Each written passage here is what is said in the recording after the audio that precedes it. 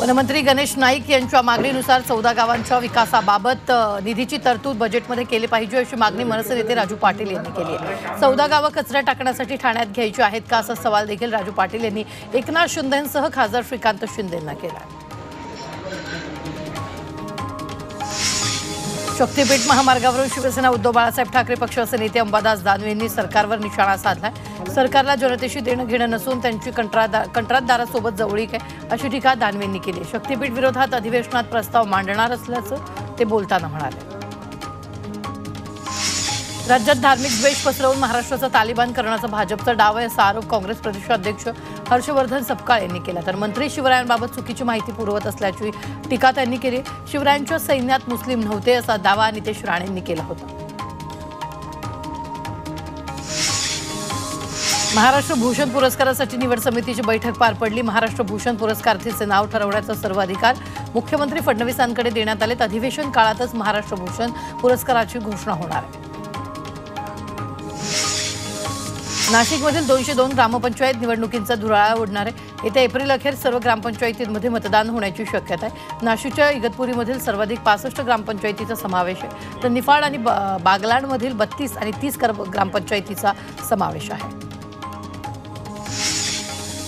प्रशांत कोरटकरला कोल्हापूर कोर्टाकडून दिलासा मिळाला। 17 मार्चपर्यंत कोरटकरला अटक न करण्याचा आदेश कोर्टाने दिले। तसंच कोरटकरला सुनावणीसाठी प्रत्यक्ष हजर न राहण्याची मुभाही कोर्टाने दिलेली आहे। स्वारगेट शिवशाही बस बलात्कार प्रकरणी आरोपी दत्ता गाडेला 14 दिवसांची न्यायालयीन कोठडी देण्यात आली। दत्ता गाडेला 26 मार्चला पुन्हा हजर करण्याचा आदेश कोर्टाने दिला। गाडीची अधिक चौकशी करण्यासाठी त्याच्या कोठडीची मागणी करण्यात आली। पंतप्रधान नरेंद्र मोदी मॉरिशसच्या राष्ट्रीय दिनाच्या सोहळ्यात सहभागी झाले। मोदींना मॉरिशसचा सर्वोच्च नागरी सन्मान देण्यात आला। हा सन्मान मिळवणारे मोदी हे पहिले भारतीय आहेत। मावळच्या ग्रामीण भागातील महिलांचं हेलिकॉप्टर प्रवास करण्याचं स्वप्न पूर्ण झाले। सामाजिक कार्यकर्त्यांनी राबवलेल्या एका उपक्रमातून 50 महिलांनी हेलिकॉप्टरनं प्रवास केला आणि यावेळी महिलांना अश्रू अनावर झाले। चंद्रपूरमध्ये आदिवासी विकास प्रकल्प विभागानं बाबूराव शेटमाके यांची जयंती साजरी केली। यावेळी पालकमंत्री डॉक्टर अशोक उईके उपस्थित होते। तसंच जयंतीनिमित्त आदिवासी मेळाव्याचंही आयोजन करण्यात आलं। धर्मावरी छत्रपती संभाजी महाराज बलिदान दिनानिमित्तानं सांगलीतील शिराळ्यात भुईकोट किल्ल्यावर छत्रपती संभाजी महाराजांची 7000 स्क्वेअर फुटांची भव्य रांगोळी साकारली। रांगोळीकार सुनील कुंभार यांनी 1.5 टन रांगोळीचा वापर करून संभाजी महाराजांनी सिंहांचं साहसी दृश्य रेखाटलं। 35 तासात आणि 18 रंगाचा वापर करून ही भव्य दिव्य रांगोळी साकारली। 16 मार्चपर्यंत रांगोळी पाहण्यासाठी खुली असणार आहे।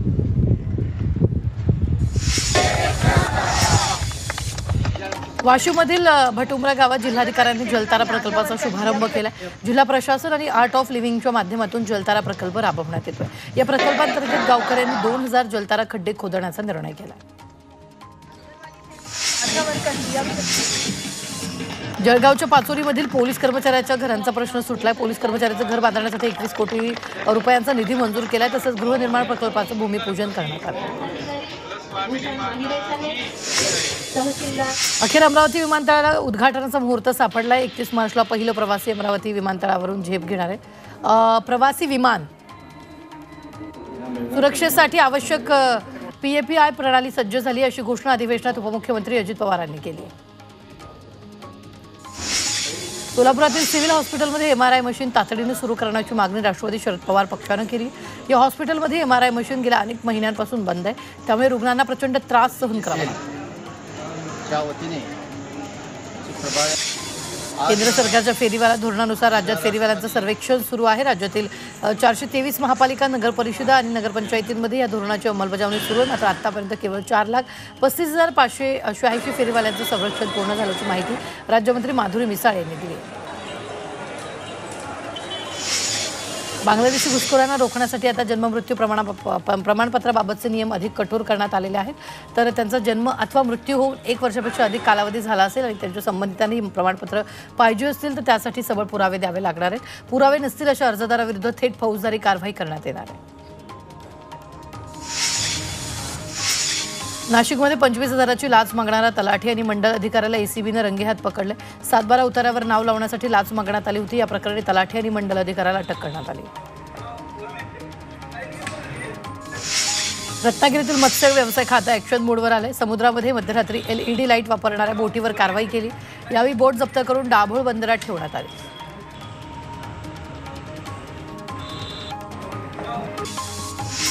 ठाणे महापालिकेने प्लास्टिकच्या विरोधात कारवाई केलेली आहे. तर यावेळी 1000 दुकानांची तपासणी करण्यात आली. यामध्ये 78 किलो प्लास्टिक जप्त केलं, तर 27,000 रुपयांचा दंड वसूल करण्यात आलेला आहे. वर्ध्यात अवैध गावठी दारूची वाहतूक करणाऱ्या 3 जणांना अटक करण्यात आली आहे. रामनगर पोलिसांनी दारूच्या वाहतुकीप्रकरणी कारवाई केली आणि या कारवाईत 2 लाखांचा मुद्देमाल जप्त करण्यात आला. भंडाऱ्यातील तुमसर गुन्हे शाखेनं गांजा प्रकरणी कारवाई केली. या कारवाईत पोलिसांनी 6 किलो गांजा जप्त केला. या प्रकरणी 2 आरोपींना अटक करण्यात आली. जळगावमध्ये जप्त केलेले राखेनं भरलेले वाहन RTO कार्यालयातून पळवून नेले. तुमचा अधिकारी अँटी करप्शनमध्ये अडकले असून तुम्हाला देखील खोट्या तक्रारीमध्ये अडकवून टाकू अशी धमकी देत आणि दंबाजी करत जप्त केलेलं वाहन पळवून नेलं. वर्ध्यात दुचाकी चोरी करणाऱ्या 3 जणांना अटक करण्यात आलेली. या चोरट्यांकडून 4 दुचाकी जप्त करण्यात आल्या. सेवाग्राम पोलीस ठाण्याच्या गुन्हे शोध पथकानं चोरट्यांवर ही कारवाई केली आहे. नाशिकच्या इंदिरानगर परिसरात एका महिलेची सोन्याची साखळी चोरी झाली आहे. महिलेच्या गळ्यातील 4 लाखांची सोन्याची साखळी चोरट्यांनी पळवली. तर या चोरीची संपूर्ण घटना CCTV चित्रित झाली. या प्रकरणी इंदिरानगर पोलीस ठाण्यात गुन्हा दाखल करण्यात आलेला आहे. परभणीतील कातनेश्वर गावात महागड्या कारमधून गाई आणि वासराची चोरी केली आहे. ही घटना देखील CCTV मध्ये चित्रित झाली आहे. जनावरांना बेशुद्ध करून जनावरांची चोरी करत असल्याचा आरोप ग्रामस्थांनी केला. त्याचबरोबर चोरट्यांवर कठोर कारवाई करण्याची मागणी करण्यात आली. अहिल्यानगरातील श्रीरामपुरात दुचाकी चोरट्याला पोलिसांनी अटक केली. यावेळी आरोपींकडून 3 चोरीच्या दुचाकी आणि 3 मोबाईल असा 2,65,000चा मुद्देमाल जप्त करण्यात आला.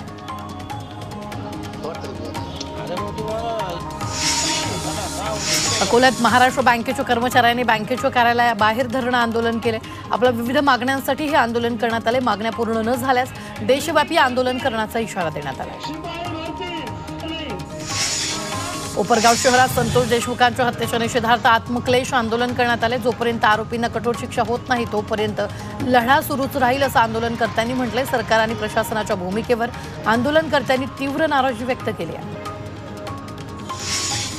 वाशिममध्ये महाबोधी बुद्ध विहार बौद्धाच्या ताब्यात द्यावं या मागणीसाठी जिल्हाधिकारी कार्यालयावर मोर्चा काढण्यात आला आणि या मोर्चामध्ये मोठ्या संख्येने वंचित बहुजन आघाडीचे कार्यकर्ते आणि बौद्ध बांधव सहभागी झाले. अमरावतीत भारतीय बौद्ध महासभा आणि वंचित आघाडीच्या वतीनं आंदोलन करण्यात आलं. बुद्धगया इथले बौद्ध विहार मुक्त करण्याची मागणी करण्यात आली. यावेळी जिल्हाधिकाऱ्यांमार्फत राष्ट्रपतींना याबाबतचं निवेदन देण्यात आलं. पुण्याच्या दौंडमध्ये महाबोधी विहाराच्या समर्थनार्थ शांततेत मोर्चा काढण्यात आला. या मोर्चामध्ये मोठ्या संख्येने महिला आणि तरुणांनी सहभाग घेतला. तर महाबोधी विहार बौद्धाच्या स्वाधीन करावं या मागणीचं निवेदन दौंड तहसील कार्यालयाला देण्यात आलं. अलिबागमध्ये महाविहार मुक्तीसाठी रॅली काढण्यात आली. भारतीय बौद्ध महासभा आणि वंचित बहुजन आघाडीच्या वतीनं रॅलीचं आयोजन करण्यात आलं. बुद्धगया महाविहार कायदा 1949 रद्द करावा अशा अनेक मागण्या यावेळी निवेदनाद्वारे करण्यात आल्या. जालना महानगरपालिकेसमोर शिवसेना उद्धव ठाकरे पक्षानं आंदोलन केले. शिवसेनेचे जिल्हाप्रमुख भास्कर आंबेकर यांच्या नेतृत्वाखाली हे आंदोलन करण्यात आले. मोकाट कुत्र्यांचा बंदोबस्त करा, पाणी पुरवठा सुरळीत करा, स्वच्छता नियमित करा अशी मागणी यावेळी करण्यात आली. जगातील 20 पैकी 13 सर्वाधिक प्रदूषित शहरं भारतात असल्याचं स्विस एअर क्वालिटी टेक्नॉलॉजी कंपनीच्या अहवालात स्पष्ट झालं. 2024 मध्ये भारत जगातील 5व्या क्रमांकावरील प्रदूषित देश ठरला. तर दिल्लीत सर्वात प्रदूषित राजधानीचं शहर ठरलंय. मुंबईत एअरटेलच्या महिला कर्मचारीची मुजोरी पाहायला मिळाली. याची दखल मनसे कार्यकर्त्यांनी एअरटेल कार्यालयावर धडक मारत दिली. महाराष्ट्रात राहते म्हणून का मराठीत बोलू असं म्हणत या महिलेनं मराठीत बोलण्याचा नकार दिलेला होता. दरम्यान मराठीत न बोलणाऱ्या या महिलेला कामावरून काढण्यात आलं. कायदा आणि सुव्यवस्था राखण्याची जबाबदारी असलेले पोलीसच राज्यात असुरक्षित असल्याचं धक्कादायक वास्तव समोर आले. गेल्या 3 वर्षात पोलिसांवर तब्बल 2410 हल्ले करण्यात आले. मुंबई आणि ठाण्यात पोलिसांवर सर्वाधिक हल्ले झाल्याचं समोर आले. पोलिसांवरील वाढत्या हल्ल्याच्या घटनेमुळे त्यांना स्वतःचं संरक्षण करण्याची वेळ आली.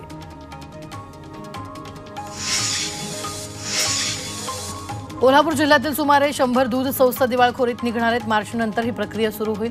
दूध संकलन नाही, मतदार याद्या तयार नाहीत यासह अन्य कारणावरून या संस्था उपनिबंधक कार्यालयात दिवाळखोरीत काढण्याची शक्यता आहे। नांदगावच्या नस्तनपूर रेल्वे स्थानकाजवळ रेल्वे रुळावर एका महिला आणि पुरुषाचा मृतदेह आढळला। दोघंही मनमाडच्या वंजारवाडी इथले रहिवासी आहेत। या प्रकरणी पोलीस अधिक तपास करत आहेत। वाशिममधील 195 गावात 210 विहीर अधिग्रहण करण्याचं प्रस्तावित करण्यात आले।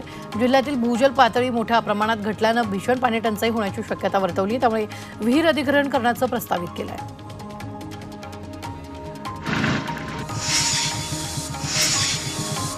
पुणे शहराचा पाणीपुरवठा अजूनही विस्कळीत आहे। पाणीपुरवठ्याचं वेळापत्रक कोलमडले। शहरातील विविध भागात अपुऱ्या पाणीपुरवठ्यामुळे नागरिक हैराण झालेत। पालिका मात्र नागरिकांच्या तक्रारी करत दुर्लक्ष करते। जळगावातील कुऱ्हाड गावात भीषण पाणी टंचाई निर्माण झालेली आहे। गावामध्ये 15 दिवसांपासून पाणी नसल्यानं ग्रामस्थांनी संताप व्यक्त केला। तसंच गावात पाणीपुरवठा सुरळीत न झाल्यास ग्रामपंचायतीला कुलूप ठोकण्याचा इशारा देण्यात आला। नाशिकच्या निफाडमधील चाटोरी गावात बिबट्या आढळून आला। या बिबट्यामुळे शेतकऱ्यांमध्ये भीतीचं वातावरण आहे। यामुळे या बिबट्याला जेरबंद करण्याची मागणी शेतकऱ्यांनी वन विभागाकडे केलेली आहे। अहिल्यानगरातील राहता शहरात बिबट्यानं दूध डेअरीत धुडगूस घातला। या बिबट्याचा व्हिडिओ सीसीटीव्हीत चित्रित झालाय। बिबट्यानं दूध डेअरीमध्ये घुसून तोडफोड केली, त्यामुळे बिबट्याचा बंदोबस्त करण्याची मागणी करण्यात आली।